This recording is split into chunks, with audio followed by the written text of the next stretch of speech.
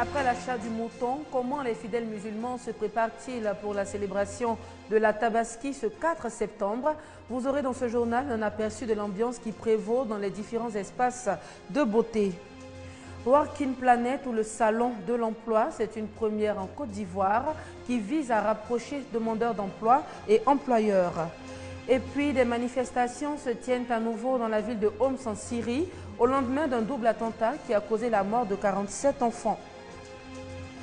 Il est 12h30, vous suivez le journal sur RTI 2. Bonjour à tous. Je vous l'annonçais dans les titres, il ne reste plus que quelques heures aux fidèles musulmans pour célébrer la fête de l'Aïd el-Kébir ou encore la fête de la Tabaski. Et l'une des conditions pour commémorer au mieux l'événement, c'est bien sûr l'achat d'une bête à immoler, mais aussi les beaux basins et les belles coiffures pour les dames. Quelle ambiance prévoit alors en ce moment dans les espaces de beauté du district d'Abidjan? Suivez simplement ce reportage de nous Sangaré et Serge Gongomin. Comme toute fête, la Tabaski nécessite des préparatifs. Au plan spirituel, matériel et financier, chaque musulman y va de ses moyens. L'élément commun, l'achat du mouton de sacrifice, d'où l'affluence dans les parcs à bétail. Nous sommes à l'abattoir de Port-Boué. Tous se plaignent du prix des bêtes. On est venu, effectivement, il y a du mouton, il y a des bêtes, mais malheureusement, il faut dire que ces bêtes-là sont trop élevées cette année. C'est tombé en même temps avec la rentrée scolaire, la fin des vacances. Il y a beaucoup de petites contraintes déjà que chacun de nous a. Comparé à ceux de l'année dernière, cette année, je trouve que les moutons, les prix ont un peu grimpé. L'année passée, j'ai acheté les moutons à 80 000, mais cette année, j'ai pu acheter ça à 90 000. Je constate qu'il n'y a pas d'homologation des prix. Et là, quand c'est comme ça, vraiment, c'est pas bon pour nous les consommateurs. Contrairement à l'abattoir de Port-Boué, les salons de coiffure peinent à faire leur plein de clients. L'illustration est faite avec Awakune et Kadiba Kayoko, ces deux coiffeuses exerçant dans la commune d'Adjamé. Cette année, c'est pas comme les autres années, mais on sait que ça va aller. Même son de cloche dans ces ateliers de couture situés dans la commune de Trècheville. Cette année-là, on n'a pas trop senti la fête. Les choses n'ont pas marché comme les autres années. Les clients se plaignent, disent qu'ils n'ont pas l'argent. Et quelques clients qui se sont présentés à nous sont venus à la dernière minute.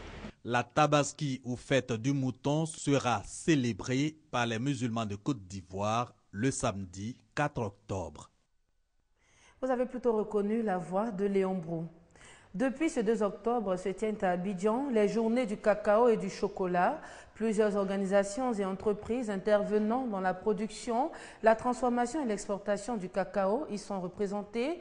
Et à ces expositions qui s'achèvent aujourd'hui même, notre reporter Ali Diarasouba a fait une découverte, le cacao Mercedes. Reportage. Près d'une trentaine de stands alimentent ces journées nationales du cacao et du chocolat. Des acteurs publics aux producteurs privés, fortement représentés à ce rendez-vous de promotion du cacao ivoirien. Premier arrêt, les expositions des structures étatiques. D'abord, l'ANADER. L'Agence nationale de développement rural estime que ces assises sont opportunes à plus d'un titre. On ne pouvait pas espérer mieux. L'ANADER est la structure qui est aux côtés des producteurs pour promouvoir la bonne qualité. Donc une journée nationale dédiée au cacao et au chocolat, nous on l'attendait depuis longtemps. Le cacao Mercedes, lui, on le retrouve sur le stand du CNRA, le Centre national de recherche agronomique. C'est une variété produite uniquement en Côte d'Ivoire, aujourd'hui très prisée en raison de son rendement précoce. Le début, le cacao se produisait après 6 ans. Aujourd'hui, nous avons fait en sorte que le cacao produise après 18 mois seulement. Non seulement ce sont des fèves plus grosses, le cacao produit plus vite et a une productivité de... En station, c'est 3 tonnes hectares, mais chez les paysans, nous pouvons aller jusqu'à 1,5 tonne. Les producteurs privés de cacao et ou de chocolat, quant à eux, voient en ces journées nationales du cacao et du chocolat une véritable plateforme d'échange. C'est une occasion, comme je l'ai dit, véritablement de montrer notre appui au monde du cacao avec le programme Partenaires de qualité. Les journées nationales du cacao se poursuivent et prendront fin ce vendredi. Plusieurs panels et conférences meublent l'événement. Déjà, la directrice générale du Conseil Café Cacao apprécie la tenue de ce cadre institutionnel autour de la valorisation et du cacao et de ses producteurs. C'est la toute première fois dans l'histoire de notre pays que l'on fête le cacao dans son entièreté, c'est-à-dire toute la chaîne de valeur. Au-delà de la fête et du caractère festif, il faut voir le mérite de ces braves producteurs. La Côte d'Ivoire, premier producteur mondial de cacao, vient de franchir une nouvelle barre. Près de 1,74 million de tonnes ont été récoltées durant la campagne 2013-2014, un record historique pour le pays. Working Planet, le premier salon dédié à l'emploi en Côte d'Ivoire, a ouvert ses portes hier, ici même à Abidjan. La maison des chefs d'entreprise, instigateur de ce salon, veut atteindre certains objectifs, notamment faciliter la mise en relation entre les demandeurs d'emploi et les chargés de ressources humaines. On en parle avec Mamadou Traoré et Jean-Jacques Ouaméala. Rez-de-chaussée de l'immeuble Orchestre Plateau ce jeudi matin. Dans la longue file d'attente, des jeunes sont impatients de franchir le portail. Pour la plupart, les demandeurs d'emploi, ils sont venus à la rencontre des entreprises qui exposent au Salon de l'emploi des carrières et des opportunités dénommées Working Planet. Objectif, répartir soit avec une opportunité d'emploi, soit avec une promesse d'embauche. Je suis dans ce salon pour voir les opportunités d'offres d'emploi qu'il y a ici et puis savoir si on pourrait postuler dans des entreprises. Quand on postule les offres d'emploi, on demande de l'expérience. Alors que pour trouver simplement un stage, c'est difficile. Donc, je suis venue pour avoir la solution. Comment trouver de l'emploi avec ma petite expérience. Avec près de 5000 visiteurs pour cette première journée, ce énième salon sur la problématique de l'emploi est organisé par la Maison des chefs d'entreprise. Outre les sans-emploi, ce salon offre également aux travailleurs l'opportunité de s'informer sur leur profil de carrière. La particularité de Working Planet, c'est simplement que c'est un salon de l'emploi qui réunit en même temps les professionnels de l'emploi et la formation professionnelle. Ce premier salon de l'emploi, des carrières et des opportunités bénéficie du soutien du ministère d'État, ministère de l'Emploi, des Affaires sociales et de la formation professionnelle. Pour son directeur de cabinet, cette initiative cadre avec la politique de l'emploi menée par le gouvernement. À cet effet, il a annoncé la mise en place prochaine d'un fonds unique de soutien à l'emploi afin de réduire le nombre de demandeurs d'emploi. Selon les chiffres de l'AGEP, l'Agence d'études et de promotion de l'emploi, on en dénombre près d'1 million en Côte d'Ivoire. Parlons à présent éducation. Un bâtiment de 3 classes entièrement réhabilité par la mairie de Beaunois vient d'être mis à la disposition de l'inspection primaire de la ville.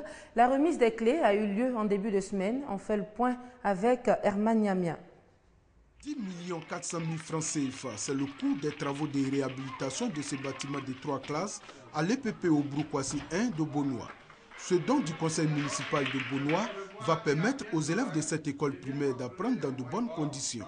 Selon le député maire de la commune, à travers ce geste, la municipalité entend traduire sa volonté de contribuer à l'éducation des enfants. Depuis 3 ans, grâce à nos efforts, c'est la moyenne de Beaunois qui vient donner du souffle à la moyenne du département et même de la région.